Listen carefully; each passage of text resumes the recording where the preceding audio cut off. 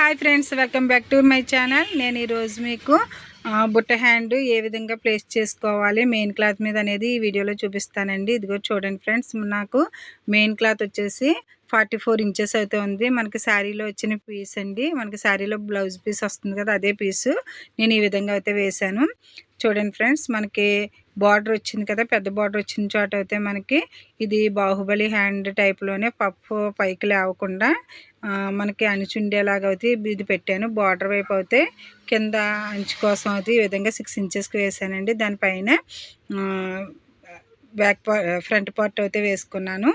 దానిపైన అయితే back part వేసాను. సైడ్ వేసుకోవాలండి. ఇలా బుట్ట హ్యాండ్స్ ఎప్పుడైనా వస్తే మనకి సైడ్ అయితే అడ్జస్ట్ అవుతుంది. ఓపెన్ సైడ్ అయితే ఈ విధంగా వేసుకోవాలి.